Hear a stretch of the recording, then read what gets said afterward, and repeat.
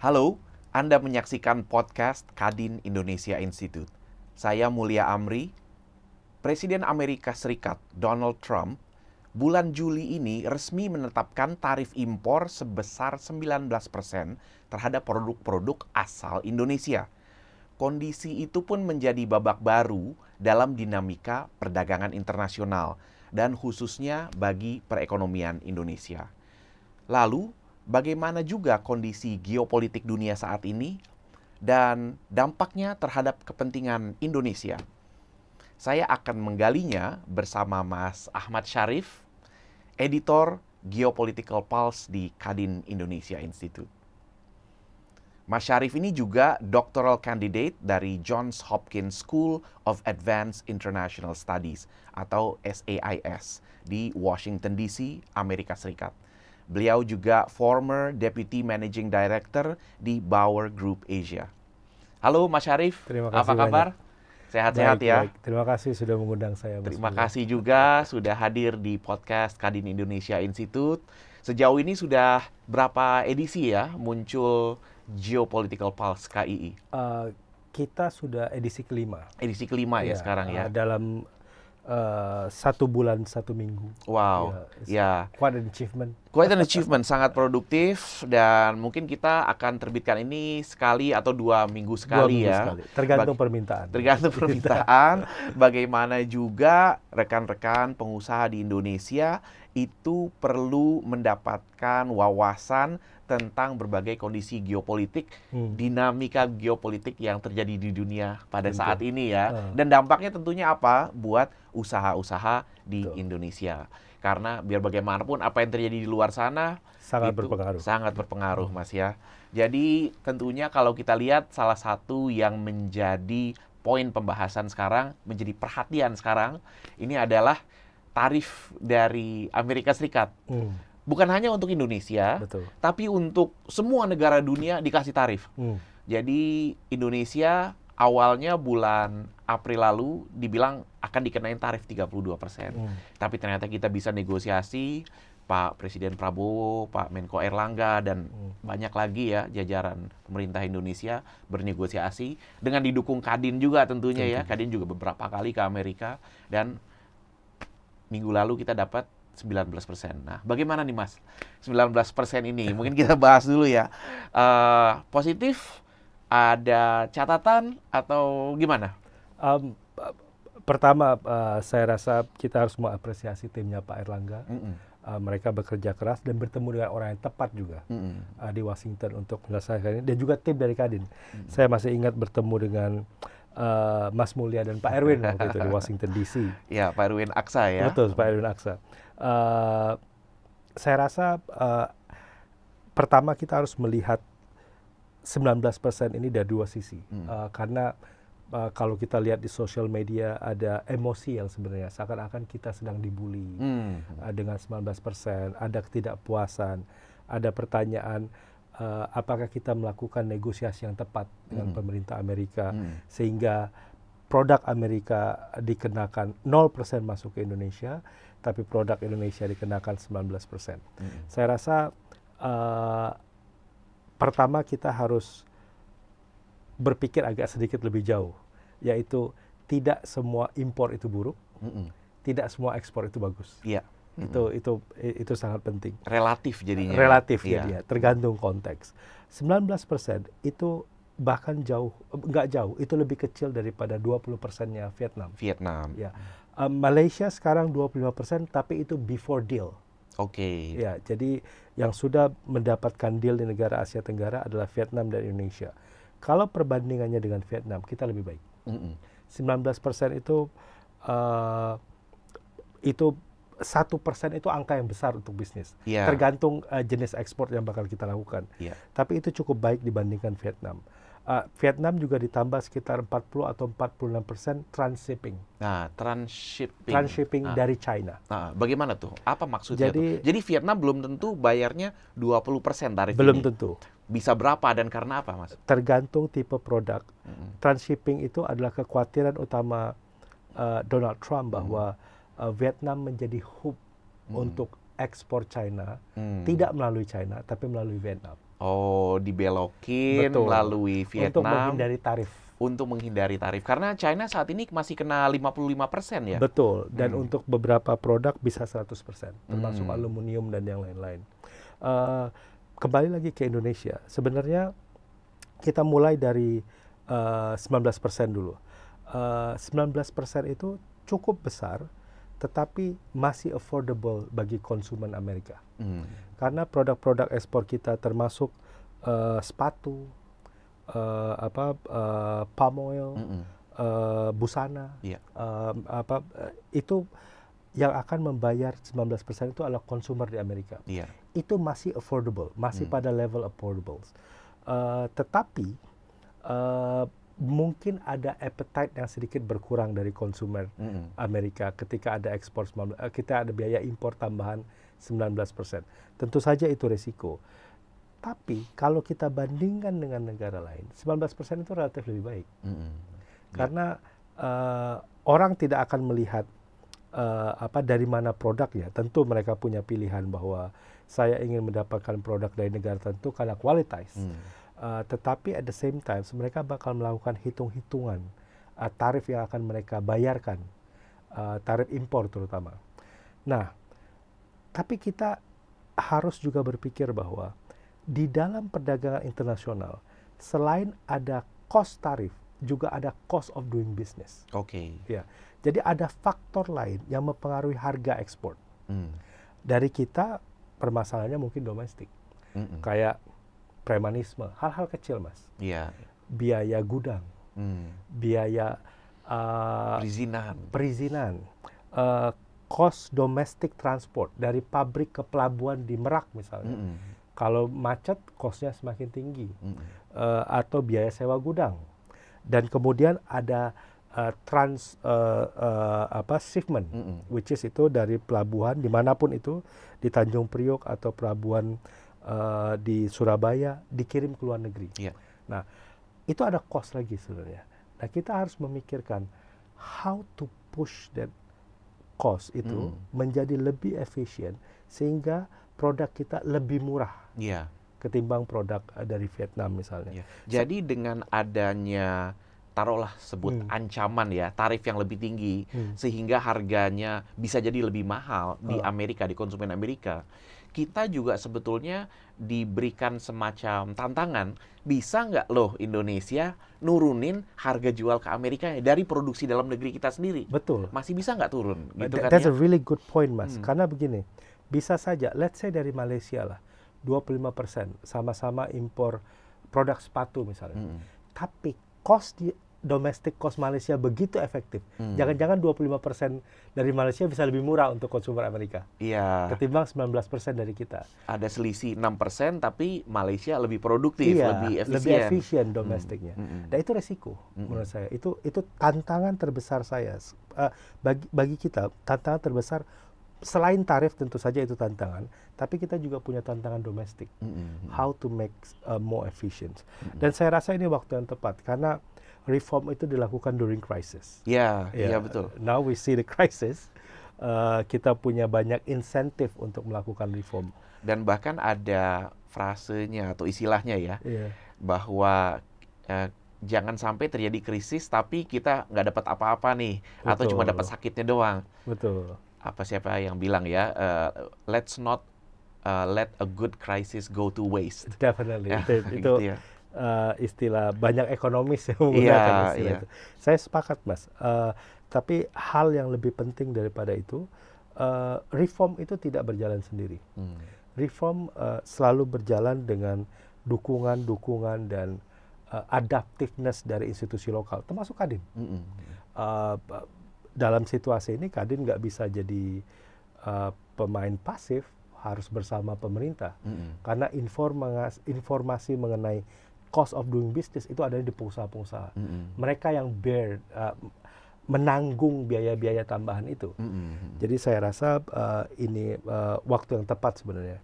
Nah, itu tadi tarif 19% yang produk Indonesia akan di-charge ketika masuk ke Amerika. Sekarang yang 0%.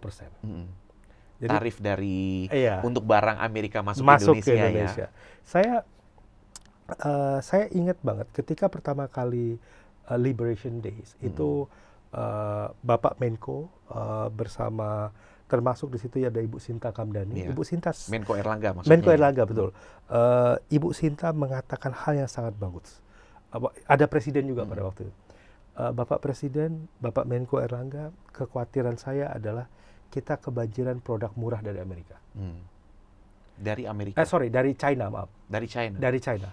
Produk karena ketika China di-charge sama Amerika, produk-produk itu perlu di-shipping, akhirnya di-shippingnya ke Asia Tenggara. Nah, produk-produk hasil produksi di China Hasil produksi yang China, awalnya mau dikirim ke Amerika. iya, tapi karena tarif besar di Amerika, di-dumping ke Asia Tenggara, termasuk Indonesia. Iya. Itu kekhawatiran yang valid. Tetapi kalau kita kembalikan situasinya, karena China rata-rata produknya low manufacturing, kayak daily products yang lain-lain. Tapi Amerika, for years, mereka sudah meninggalkan low value product. Saya ingat banget ketika ada tarif 0% itu, salah satu teman saya yang bergerak di sektor impor alat-alat kesehatan, alat-alat mesin kesehatan, CT scan, MRI, ini mereka secara nggak langsung happy. Mereka bilang, oh ini berarti kita bisa impor produk high tech dari Amerika dengan harga yang nol. Satu lagi, CPU untuk data center. Karena kalau Mas perhatikan data center itu berjamuran di Indonesia. Kita punya Batam, lalu di Jawa Barat juga ada Bekasi, AWS, ada beberapa, ya betul. Bikin kayak gitu. Kita harus akui bahwa sebagian besar high technology product itu impornya dari Amerika. Nah, pertanyaannya sekarang, ketika impor itu 0%, it means kita punya akses terhadap high tech product. Apa yang bakal kita lakukan? Itu opportunity sebenarnya. Betul. Opportunity untuk our data center business, our hospitals, rumah sakit kita. Sekarang pemerintah baru bangun rumah sakit internasional di Bali. Itu jelas selain memerlukan dokter yang berkualitas, tentu perlu alat yang berkualitas. Ini bisa menjadi manfaat untuk itu. Karena saya ingat banget tahun 2022, Ibu Sri Mulyani Menteri Keuangan pada era Pak Jokowi dan masih Menteri Keuangan sekarang pernah bilang ada 2 capital outflow di Indonesia yang kita lupa kedetek. Pertama, orang sekolah ke luar negeri. Kedua, orang berobat ke luar negeri. Iya.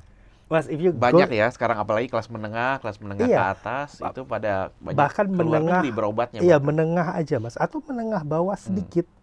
Itu mereka bisa pergi ke Penang. Iya, apalagi kalau tinggalnya di sekitar Medan, daerah-daerah Sumatera situ ya. Orang lebih Jambi, dekat. mereka ketimbang ke Jakarta, Singapura terlalu mahal, itu high end.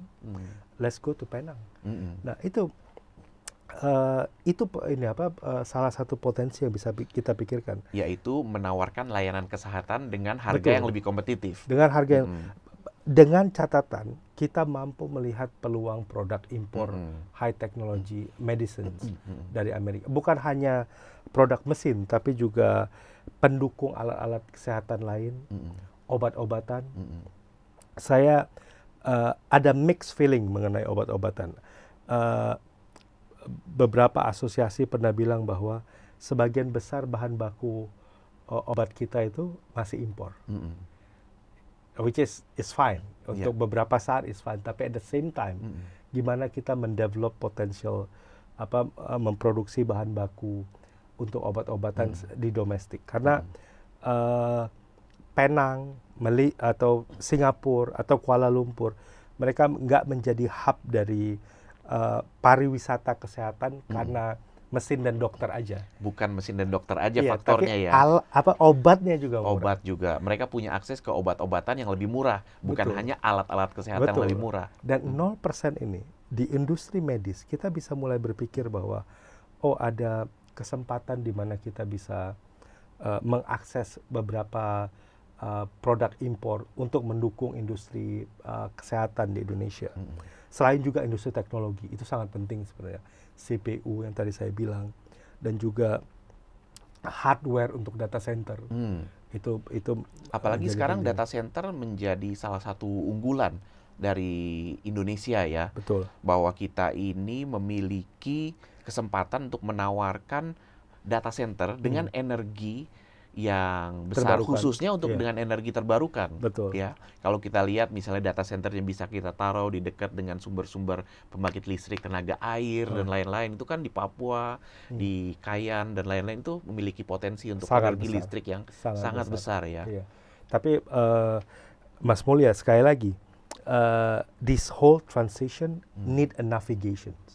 Ya. That's why Kadin and pemerintah more relevant under these situations. Bahwa apa yang harus kita kembangkan di tengah krisis. Karena a country that survive during the crisis itu yang thrive. Iya, Ya, betul. jadi bagaimana kita bisa mengelola krisis ini menjadi kesempatan. betul. Lalu ada beberapa produk komoditas kayak misalnya kedelai. Oke, Kita kedelai harus- dari Amerika Ya, ya? kita harus akui, kita selalu impor kedelai. Iya, dari Amerika. iya. Jadi itu Memang bukan iklimnya nggak cocok juga sebenarnya ya? betul. Ya, dan itu saya rasa kita nggak harus memperdebatkan itu karena emang sebelumnya kita ada ini dan sebagian juga udah 0%. Nah, mungkin ada beberapa produk baru kayak etanol, jagung. Nah, itu juga di Indonesia jagung itu digunakan untuk pakan ternak biasanya. Nah, itu menjadi pola baru juga yang ini. Nah, Jadi ternak kita bisa mendapat akses pakan yang lebih murah juga. pakan yang lebih murah. Tapi resiko dari 0% ini adalah, pertanyaannya, ketika Amerika mendapatkan banyak 0% akses dari negara lain, it means bukan cuma Indonesia yang bakal impor dari Amerika. Kekhawatiran saya adalah, kita tidak lagi impor dengan harga pasar yang relevan. Ketika Vietnam impor dari Amerika, Malaysia melakukan yang sama, harga mesin di Amerika meningkat, harga jagung di Amerika meningkat. Nah, kekhawatiran saya adalah kita jangan sampai terjebak dari situ. Iya. Kita tetap membeli produk dari Amerika dengan harga pasar, Harga pasar. ya, Iya, yang betul. relevan, bukan tiba-tiba inflate gara-gara negara lain ikut impor dan yang lain-lain. Dan itu resiko yang saya lihat sebenarnya ketika harga kemudian nggak menjadi relevan. Karena kita harus sadar juga bahwa this is not a well strategized strategy by Donald Trump. Ini bukan sesuatu yang dia desain dengan rapi, dengan ahli strategi. No, this is impulsive. Impulsif ya. Ya, ini dia suka mengumumkan, I have a call with President A, we make a deal, zero access to American, zero barrier to American. Kita sementara mereka harus bayar 19 atau 25 atau 20%. Tetapi practicality-nya itu masih dipertanyakan. Iya. Nah, yang diperlukan oleh individu-individu seperti Donald Trump adalah kemenangan-kemenangan yang sweetener bentuk. Yang dia bisa pamerkan Betul. kepada masyarakat Amerika gitu ya. This is ada satu political scientist, a historian dari Stanford, dia bilang kita harus bisa melihat Trump di White House dan Trump di Mar-a-Lago. Trump Mar-a-Lago itu rumah tempat dia villa liburannya dia, ya, villa liburannya villa, dia ya. Villa dia di Mar-a-Lago. Trump Mar-a-Lago, dia peduli dengan rating, bukan result. Iya. So, if Presiden Trump want rating, let's give him rating. Dia mau kayak, Indonesia sudah membeli berapa juta ton kedelai dari Indonesia, which is kita selalu membeli kedelai dari Amerika contohnya. Atau permintaan pengadaan 55 pesawat Boeing. Nah, saya yakin ketika setelah negosiasi, teknisnya belum dibahas. Teknis pengadaannya belum dibahas. Apakah Garuda? Apakah kalau kita beli alutsista dari Boeing, itu terhitung bagian dari itu? Iya, pesawat tempur maksudnya. Pesawat tempur, Boeing. drone, helikopter, apapun itu. Atau bagaimana kalau kita beli dari Lockheed Martin, bukan dari Boeing? Nah, hal-hal seperti itu harus dimainkan dengan baik. Iya. Biar Trump merasa senang, hubungan kita juga terjaga. Trump, kalau menurut saya, Mas Mulya, saya yakin dalam waktu dekat Presiden Prabowo bakal bertemu dengan Presiden Trump. Kalau di dalam pertemuan itu kita bisa tanda tangan pembelian helikopter beberapa gitu, pembelian Boeing beberapa berdasarkan kebutuhan nasional. Kita nggak harus memaksakan sesuatu yang kita nggak benar-benar butuh. Dan ditanda tangan di depan Presiden Trump, dia bakal senang sekali. Jadi tidak harus spesifik sebagaimana yang dia ucapkan ya. Betul. Karena itu mungkin sesuatu hal yang didiskusikan secara cepat melalui telepon dengan Presiden Prabowo. Tapi tentunya perlu sebuah tim yang teknis membahasnya baik di pihak Amerika maupun juga di pihak Indonesia. Betul. Sehingga pada akhirnya bentuk pembeliannya belum tentu harus 100% sebagaimana sesuai yang disampaikan di tweet social media truth. Sosialnya Trump ya. Iya. Makanya saya rasa kita harus melihatnya dari situ. Dan yang paling penting sekarang adalah kita harus punya posisi dan tidak harus terlalu tentu kita harus meladeni Trump Mar-a-Lago, tapi Trump White House juga harus dilihat bahwa nggak mungkin. Kalau Trump White House-nya apa? Trump White House is a much more realistic policies. Trump di mana dia melihat bahwa inflasi naik nih. Kayaknya saya harus kurangi tarif dari beberapa negara. Saya kecilkan tarif dari Indonesia, saya kecilkan tarif dari Vietnam atau dari China untuk mengurangi ketegangan di Amerika. Karena konsumer Amerika itu price sensitive. Price sensitive, iya. Mereka, kalau harga naik sedikit, turun emosi dikit, mereka. Emosi, iya. Oke. Jadi sekarang kita belum kelihatan karena tarifnya baru diimpos Agustus ini. Dalam beberapa bulan ke depan bakal kelihatan kayaknya, waduh ini nggak bisa nih saya. Karena terutama sepatu ya Mas, Amerika itu adalah bukan satu-satunya, mungkin yang paling unik dengan sepatu. Satu orang biasanya punya 5 tipe sepatu. Dan 1 dari 5 tipe sepatu itu minimal dibikin di Indonesia atau Filipina. Vietnam juga ya mungkin ya. Vietnam, betul. Vietnam juga. Jadi price sensitivitas ini yang bakal mempengaruhi dalam beberapa bulan ke depan. Dan kita harus bersiap bahwa 19% ini cuma bertahan 3 bulan misalnya. Atau 4 bulan, nggak apa-apa. Yang penting kita bangun good relationship dengan Trump. Dan kita sedang menunggu. Good news-nya adalah kita sudah punya duta besar untuk Amerika. The bad news is kita belum punya duta besar Amerika untuk Indonesia karena Ibu Kamala kan dicabut, dipanggil kemarin ya. Jadi itu juga bakal jadi next channel of discussions juga mengenai siapa yang bakal jadi duta besar untuk Indonesia dari Amerika. Di Malaysia yang jadi duta besarnya itu Nick Adams. Siapa dia? Dia itu pendukung Trump. Oh iya, pasti seorang presiden akan menaruh duta besar di berbagai negara. Yang duta besar itu adalah pro presiden tersebut dong. Betul. Saya lupa satu lagi juga ada duta besar Amerika untuk Singapura, itu juga orangnya Trump, bukan birokrat, bukan karir diplomat. Ada statement bagus dari senior diplomat dari Singapura, Bilahari Kausikan. Dia bilang kayak gini, Malaysia, Singapura, Anda pengen diplomat karir yang setiap diskusi stuck di urusan birokrasi, atau Anda pengen orang yang bisa telepon Trump langsung? You choose it. Anda di situation, semua orang pengen orang yang bisa telepon Trump langsung. Dan mudah-mudahan kita bakal mendapat seorang loyalis dari Presiden Trump. Yang betul-betul kalau kita bertemu dengan dubes itu memang betul-betul sampai ke telinga Trump. Betul. Gitu ya. To be pragmatic, under the current situations. Tapi kita mungkin baru dapat informasi 1-2 bulan ke depan. Terutama setelah Duta Besar Indonesia untuk Amerika dilantik di Gedung Putih. Itu kira-kira mengenai hubungan kita dengan Amerika. Jadi Mas Syarif melihat bahwa 19% untuk Indonesia sekarang maupun berapa persen yang berlaku untuk negara-negara lain itu akan dinamis. Karena Amerika pada akhirnya juga akan pragmatis. Dia akan melihat, setelah 3 bulan, setelah 4 bulan, ternyata inflasi naik. Ternyata orang nggak belanja. Mungkin mereka kemudian berpikir, wah ini harus kita turunkan. Hmm. Jadi ini masih mungkin ya, kita masih bisa Sangat berharap mungkin. untuk itu ya. Sangat mungkin. Apalagi penolakan terhadap berbagai macam tarif ini, Betul.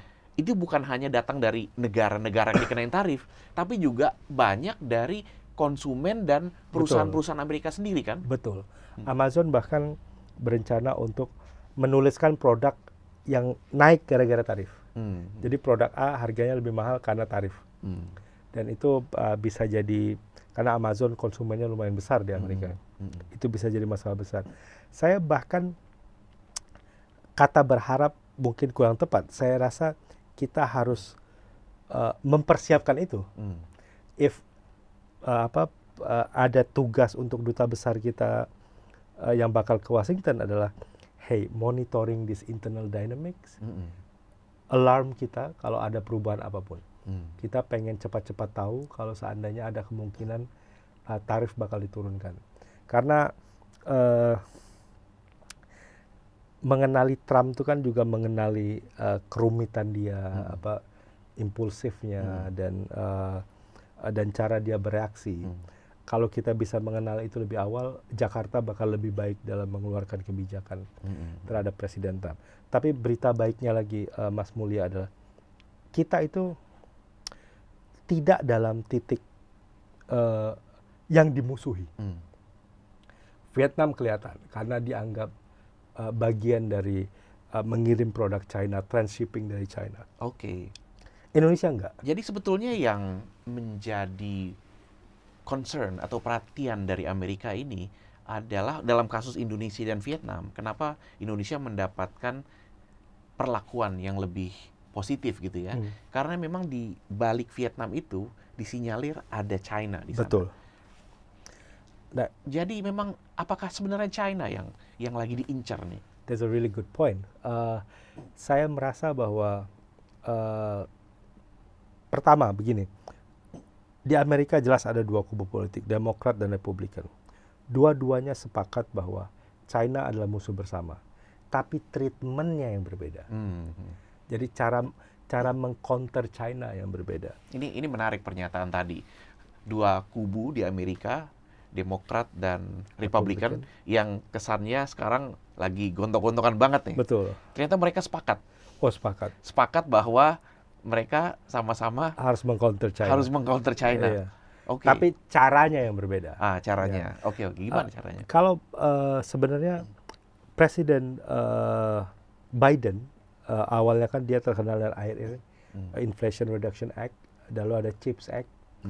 Tujuan utama Presiden Biden adalah, kita perlu mengembalikan manufacturing ke Amerika, tetapi ad manufacturing high tech. Dan energy transition. Coba backup sedikit. Tadi disebutkan bahwa Amerika di bawah Biden menerapkan IRA, Inflation Reduction Act, ya, sebuah semacam keputusan yang diambil untuk mengurangi inflasi, dan ada lagi CHIPS Act. Dua itu boleh tolong jelaskan apa itu, Mas? Jadi dua hal itu adalah bagian dari Presiden Biden untuk membawa pulang high technology manufacturing. Terutama di semiconductor, lalu energy transition, baterai, solar panel, dan uniknya dari kebijakan itu adalah kalau kebijakan insentif di Indonesia kita nggak punya angka. Misalnya insentif untuk perusahaan baterai misalnya, itu diberikan dalam bentuk tax holiday atau insentif. Tapi kalau di Amerika dia ada angka 500 billion. 500 billion itu dalam bentuk kredit yang nantinya bakal diberikan oleh perusahaan-perusahaan, soft credit yang akan diberikan pada perusahaan yang mau bikin pabrik. Sebenarnya di Seattle, California itu sudah ada beberapa pabrik yang dibangun di eranya Biden. Cuma emang bangun pabrik kan lama. Nah, Biden berpikir bahwa logikanya kayak gini, industri kecil-kecil, makanan, minuman, sepatu, yang lain-lain, itu nggak perlu kembali ke Amerika. Tapi industri high-tech itu harus di Amerika. Presiden Trump melihatnya berbeda. Dia melihatnya bahwa what we need to do is to punish everyone. Jadi ada satu statement yang unik. Presiden Trump itu dia selalu mempertanyakan hal yang tepat, tetapi solusinya yang aneh. Atau banyak orang bilang Oke. salah. So, jadi dia bisa melihat, bisa membaca peta, Betul. tapi nggak bisa melihat mencari jalan keluarnya. Betul. Oke. Makanya ketika dia, dan ini bukan cuma di periode kedua, tapi di periode pertama juga, Trump itu kan pernah punya trade deal dengan China 200 billion US dollar, yang dimana China harus membeli produk Amerika sebesar 200 billion. Itu dilakukan di periode pertama dia jadi presiden. 2017 sampai 2020 Ya. apa 19 Betul. waktu itu ya. Itu dealnya 2018 kalau nggak salah. Nah, tapi itu pun nggak berhasil karena beberapa alasan. Dan Trump nggak ribut kok. Itu nggak berhasil pun dia nggak mau follow up gitu. Yang jadi pertanyaan sekarang adalah Trump merasa bahwa ini kayaknya kita nggak harus nge-punish China doang, tapi negara-negara lain juga yang mengambil keuntungan dari Amerika. Oh, ini hasil pembelajaran Trump dari periode pertama dengan Betul. dengan China itu ya. Dan dia bilang bahwa nggak bisa, kayaknya kita harus ke semuanya. Tidak cukup mempunish China saja, Betul. tapi harus mempunish semuanya. Betul. Maksudnya apa nih punish ini? Dalam bentuk tarif ini atau apa? Punish dalam bentuk tarif, dan punish dalam konteks bahwa Trump merasa bahwa orang itu berdagang dengan Amerika tidak adil. Karena mereka surplus, tapi kita enggak. Jadi logikanya adalah surplus dan minus. Padahal ada beberapa hal yang sebenarnya kalau orang bilang sukses dari neoliberal policies Amerika dari tahun 80-an, 90-an sampai sekarang adalah pertama, semua pakai dolar. Walaupun sekarang terjadi penurunan, tapi orang pakai dolar. Lebih dari 50% perdagangan dunia itu masih pakai dolar. Itu pertama. Kedua, pusat finansial global itu masih di Amerika. Nggak ada BlackRock, those big firms are comes from the US. It means orang yang ada duit di Asia, mereka bawa duitnya ke Amerika karena percaya pada sistemnya. Termasuk orang kaya dari China sendiri, dari Hong Kong, dari Singapura, dari Timur Tengah, mereka naruh duitnya di Amerika. Yang ketiga, Center of Innovations. Itu bisa diperdebatkan dengan cara, sekarang kita lihat BYD, tapi produksi pertama mobil listrik Tesla. Kita lihat DeepSeek, tapi yang pertama memulai ChatGPT. It means walaupun China bisa meniru produk-produk itu, tapi Center of Innovations itu di Amerika. Yang terakhir, universitas. Ada penelitian sangat unik dilakukan oleh beberapa universitas di East Coast. Dia ngambil sampel anak SMA yang high perform di China. Pertanyaannya ada dua, eksperimennya ada dua. Pertama, namanya didisclose. Kedua, namanya nggak didisclose. Pertanyaannya adalah, kalau Anda lulus, Anda mau ke universitas mana? Yang namanya didisclose, mereka bilang Tsinghua, ini. Tapi di eksperimen kedua, namanya nggak didisclose. Mereka bilang apa? Stanford, Harvard, MIT, Brown. Jadi sebetulnya diam-diam mereka pada pengen ke Amerika semua ya? Betul. So, walaupun harus diakui Tsinghua sekarang universitas yang sangat luar biasa. Sangat bagus. Dan China punya banyak universitas hebat. Tetapi Center of Education itu masih di Amerika sekarang setidaknya. Dan itu yang Trump musuhin. Dia musuhin Center of Education. Center of Education. Trump memusuhi Center of Education, universitas-universitas yang ada di Amerika sendiri. Betul. Padahal universitas-universitas itu menarik banyak mahasiswa dari negara lain. Dan bahkan kemudian banyak mendapatkan uang kan, SPP-nya kan mereka bawa uang dari negara masing-masing, bayar SPP di Amerika yang luar biasa mahalnya. Dan itu tidak dihitung surplus sama Trump. Ya. Jadi karena orang belajar itu kan juga termasuk orang naruh duit di Amerika. Karena kalau misalnya kita mau fair-fairan ya, yang dihitung bahwa Indonesia surplus, Amerika minus gitu ya. Itu kan kita ngomongin perdagangan barang ya. Betul. Tapi kan sebetulnya selain perdagangan barang juga ada perdagangan jasa. Nah, pendidikan adalah perdagangan jasa. Iya kan? Itu nggak dihitung karena itu jasa masuknya. Lalu demikian juga dengan alat-alat bukan alat ya, tapi layanan yang sifatnya lebih Over ke the top. IT Betul. kayak gitu ya, atau yang sifatnya digital. Kalau kita bicara produk-produk Meta, Facebook, Betul. Instagram, lalu kemudian Google, Betul. itu semua adalah American perdagangan product. jasa, American Betul. Products, AWS. Betul. Itu kan sebetulnya banyak orang Indonesia, perusahaan Indonesia yang langganan Iya. layanan-layanan itu kan uang yang mengalir ke Amerika. Betul. Dan itu satu hal lagi, Mas Mulya, yang belum Mas sudah sebutkan, layanan entertainment, Nah, Netflix, Hollywood dan lain-lain ya. HBO, Hulu, Hulu, itu semua kita bahkan nggak tahu ada nggak yang selain itu yang besar.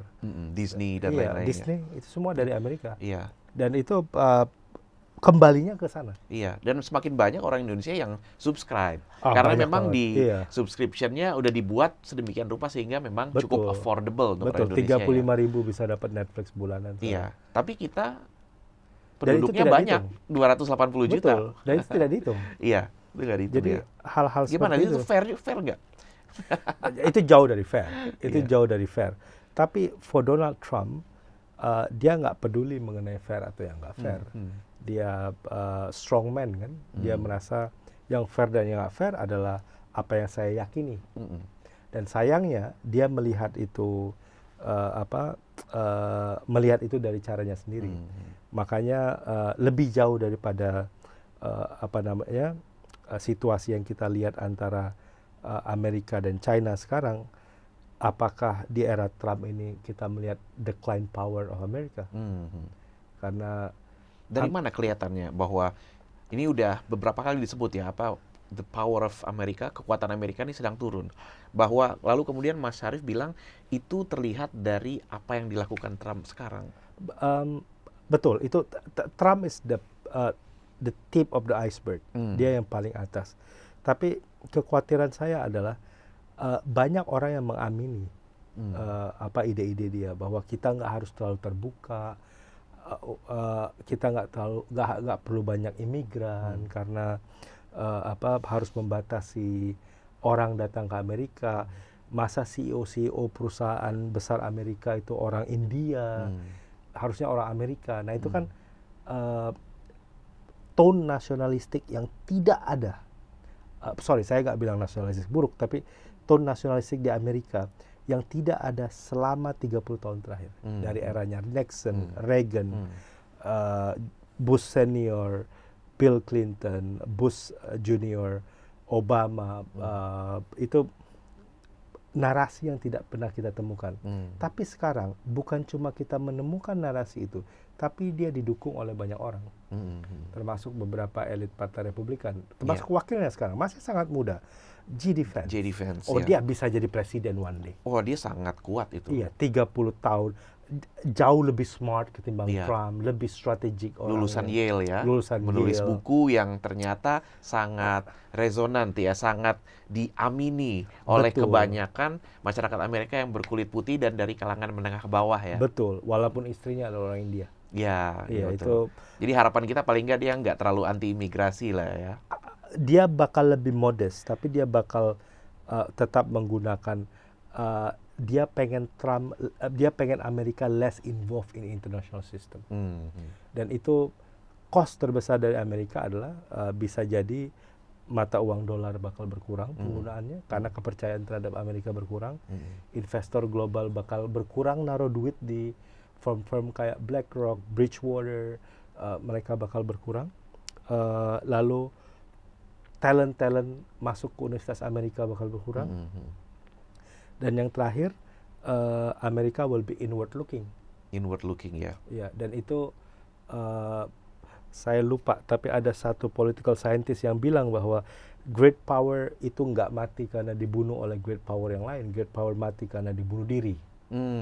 Iya. Pertanyaan kita apakah Amerika sedang melakukan bunuh diri? Proses bunuh diri pelan-pelan ya?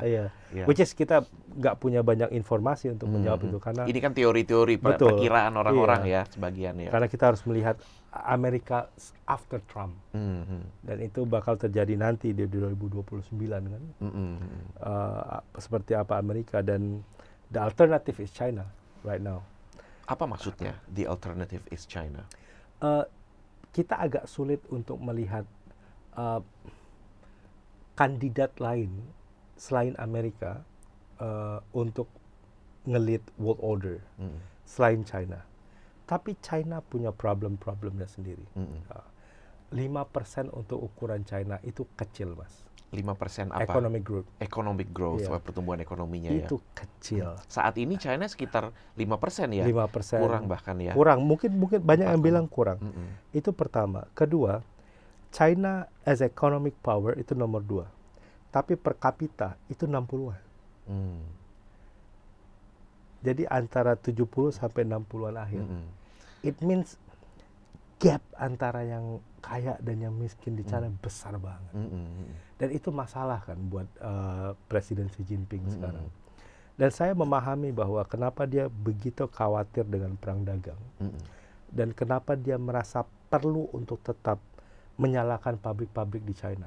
Karena kalau orang China tidak bekerja, terutama orang menengah bawah, krisis buat China-nya bakal tinggi. Jadi itu yang dia hadapi sekarang. Dan dia jelas khawatir dengan situasi 5% ini. Tetapi at the same time, banyak orang mulai mempertanyakan apakah metode leadership yang diterapkan oleh Presiden Xi, which is single man autocratic leaders, menguasai partai komunis dan juga mengkontrol kehidupan daily life dari China dan businessman di sana, itu adalah cara yang tepat sebenarnya untuk memimpin China pada saat sekarang. Karena ada satu paper bagus di Foreign Affairs, dia melakukan studi mengenai simpanan orang di China. Gimana? Itu nggak bergerak. Dalam artian simpanannya nggak bertambah, orang-orang nggak bisa menabung. Simpanan kelas menengah dan kelas atas itu nggak bergerak, maksudnya dia tetap ada, bertambah, tetapi tidak diinvestasikan.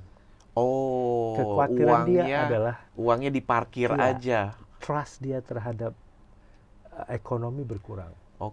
Sama kayak orang kaya Indonesia, kalau dia percaya dengan potensi ekonomi, dia bakal spend untuk invest. Nah, di China tidak terlihat itu. Hanya di saving aja, tapi savingnya itu tidak mengalir menjadi investasi. Betul.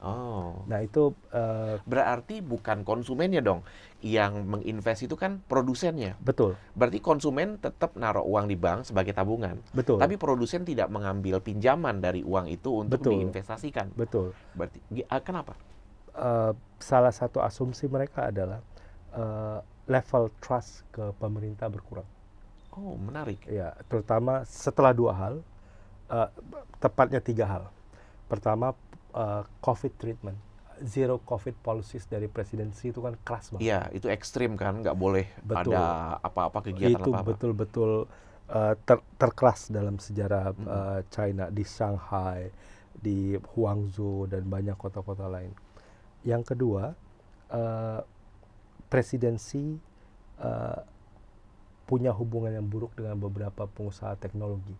Salah satunya Jack Ma. Alibaba. Jack Ma sempat hilang. Dan yang ketiga, kasus Evergrande. Evergrande itu property developer terbesar di China yang collapse. Nah, itu orang khawatir bahwa apakah fondasi ekonomi yang kita bangun sekarang itu sustain enough dalam beberapa tahun ke depan, ataukah kita harus menunggu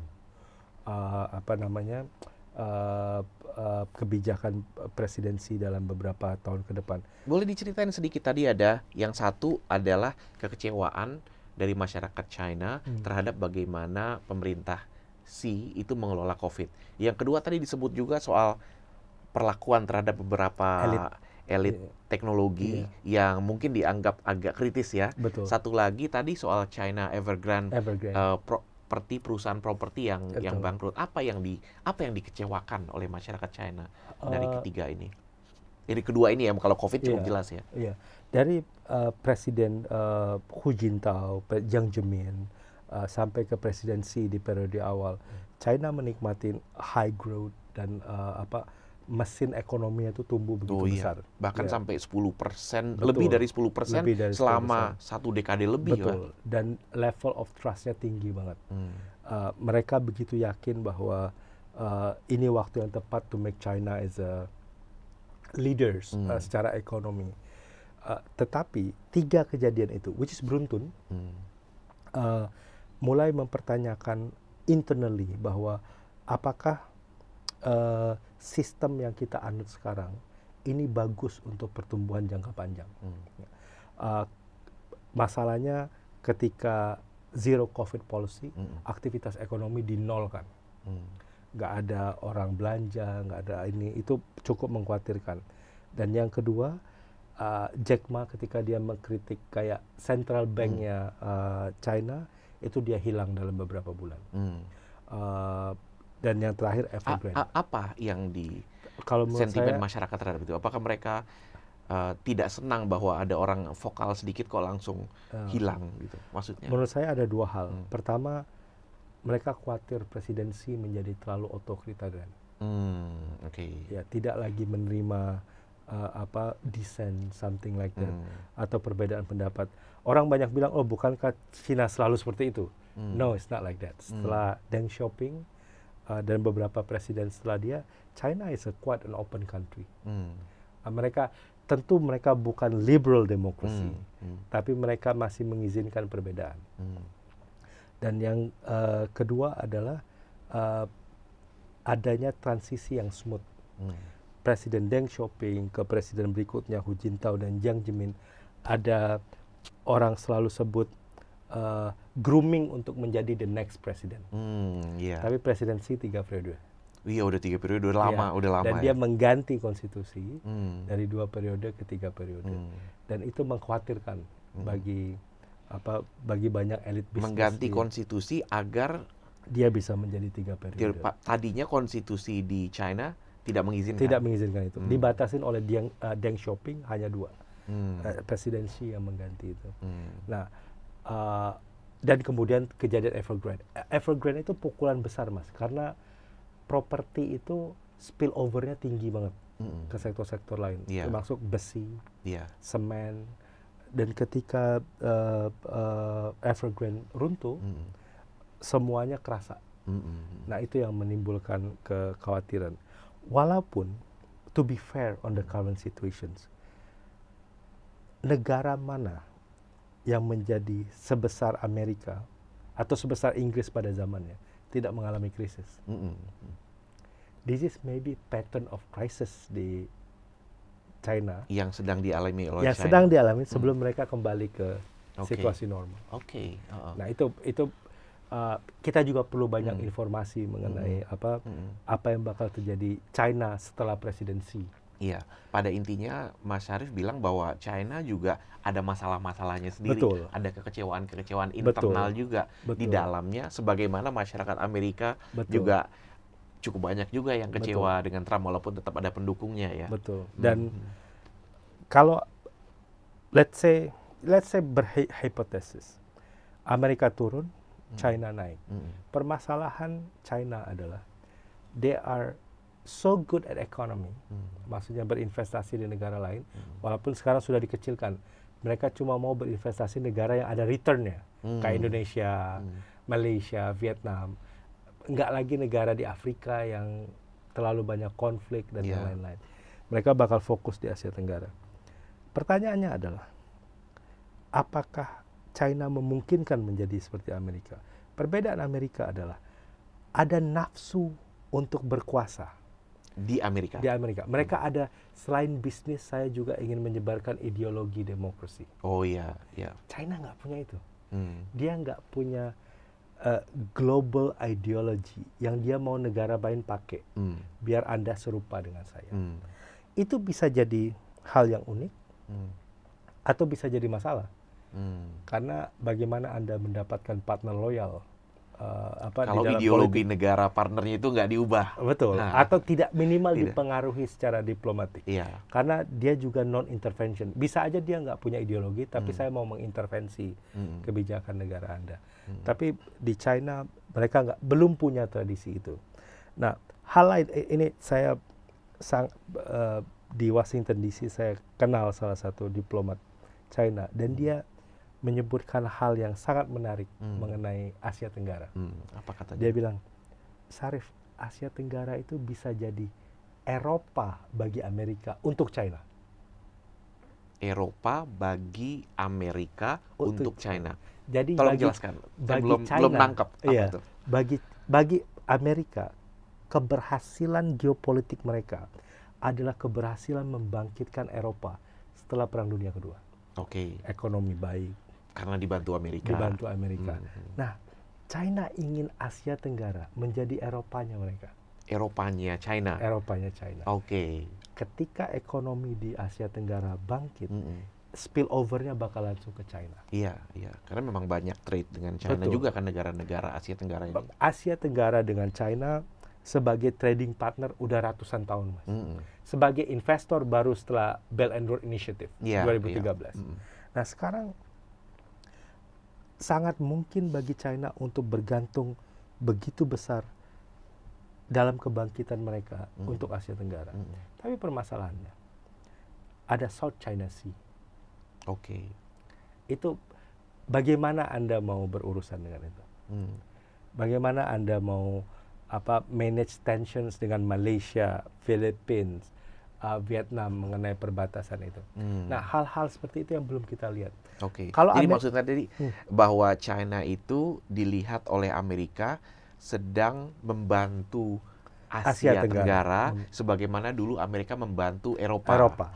Oh gitu, dilihat oleh Amerika sedang mendekat dan memasukkan Asia Tenggara ke dalam peta development mereka. Iya, ke dalam ranahnya mereka ya. Tapi ada isu dengan South China Sea. Ada isu dengan South China Sea. Nah, dalam arti itu agak konflik, agak bertolak belakang ya. Betul. Katanya pengen membantu Asia Tenggara, tapi kok ada kasus South China Sea yang membuat masyarakat Asia Tenggara tuh pada ada apa nih? Betul.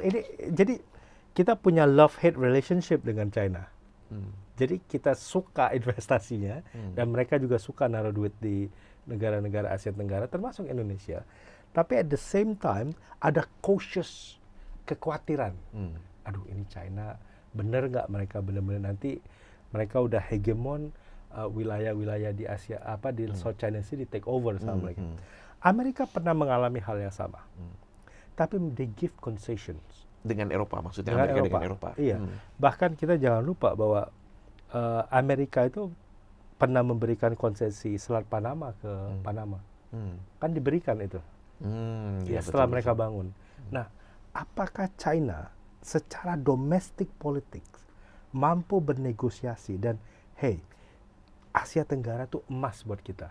Dan kita juga emas buat mereka. Let's grow together. Dengan kata lain, ayo kita kurangilah apa yang kita ambisi teritorial kita di South China Sea. Itu nggak produktif secara politik. Dan itu malah bikin tetangga kita di Asia Tenggara nggak ikhlas berhubungan dengan kita.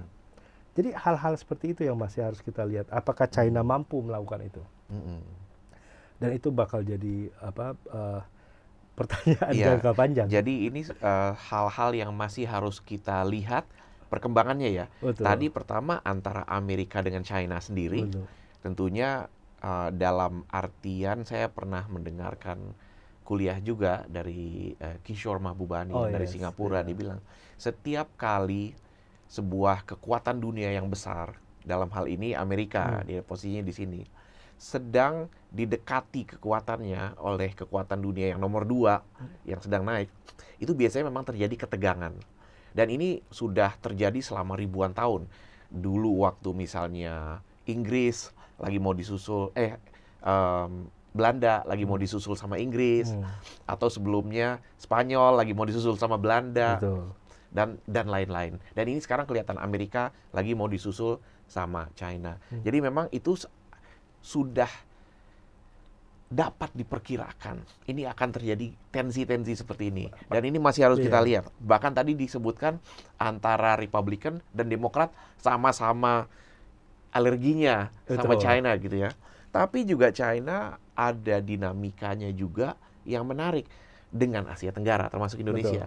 Di satu pihak mereka ingin memasukkan Asia Tenggara ke dalam lingkup pengaruhnya, tapi di satu pihak lain mereka juga kayaknya belum selesai urusan geopolitik terutama teritorinya dengan Betul. Asia Tenggara ya. Sehingga Asia Tenggara mungkin ini bagus juga buat Amerika ya. Dalam artian mungkin kalau China tidak seagresif itu dalam hal South China Sea, mungkin kita udah lebih banyak mendekat ke China dan itu mungkin tidak diinginkan oleh Amerika. Betul. Dan itu bukan cuma itu. In some extent Amerika juga menjadi tidak fair kan dengan menaruh basis militernya di Filipina. Itu juga mempengaruhi tensi, ketegangan dan yang lain-lain. Tapi yang paling penting tadi Mas Mulia membicarakan hal yang bagus tuh.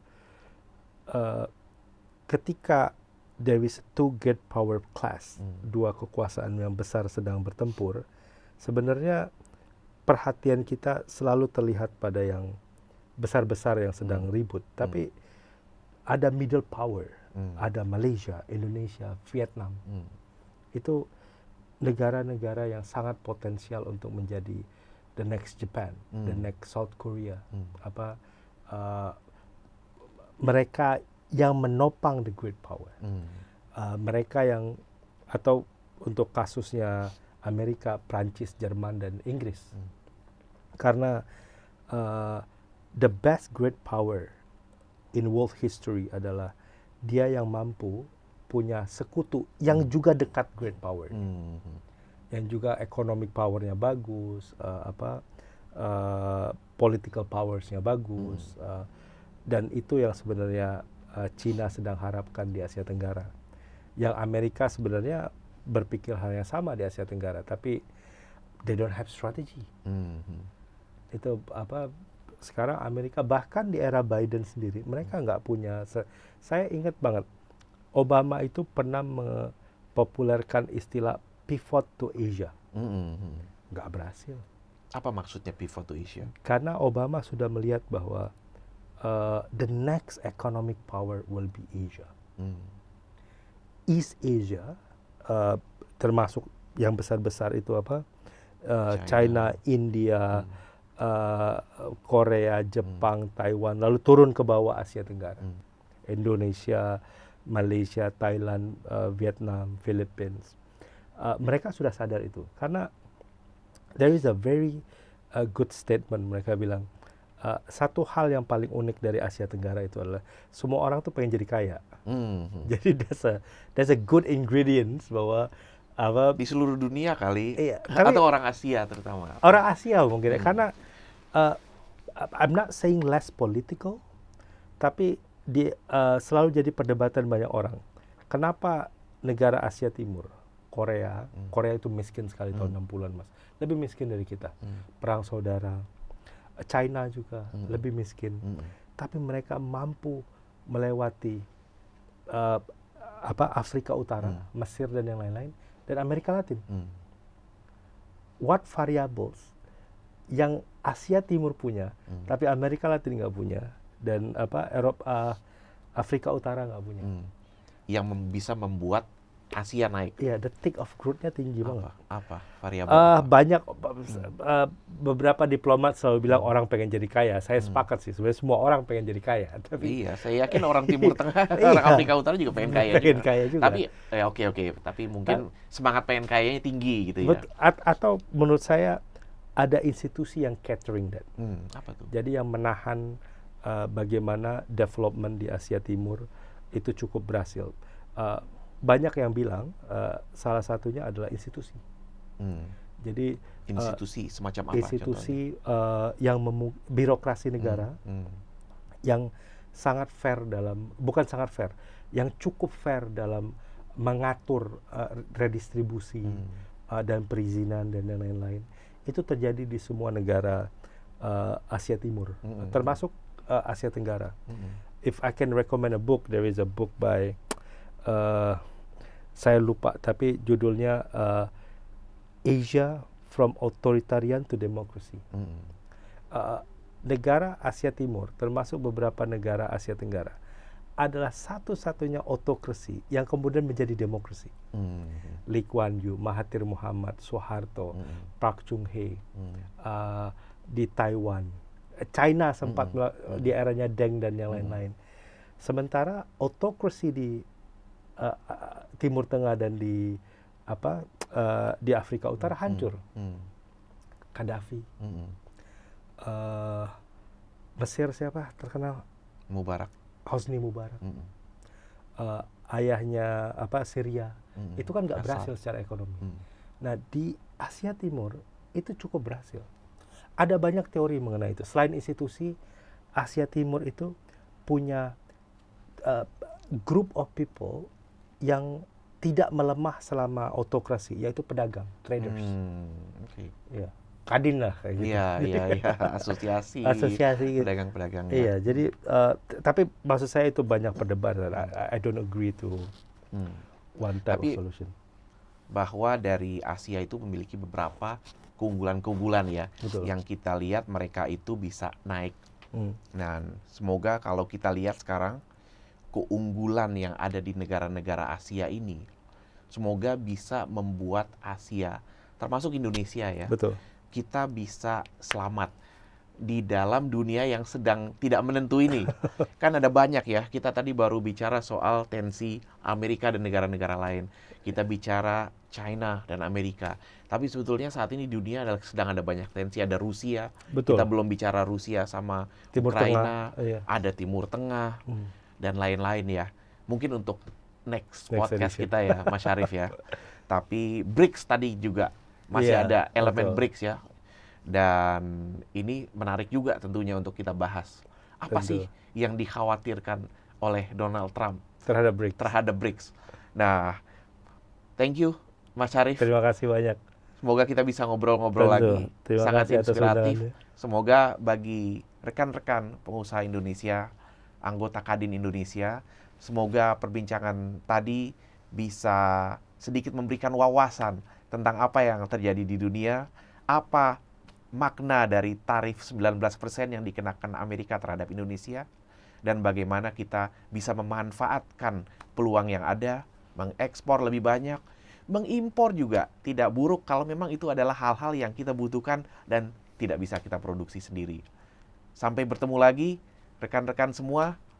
Saya Mulia Amri, ini adalah Kadin Indonesia Institute Podcast.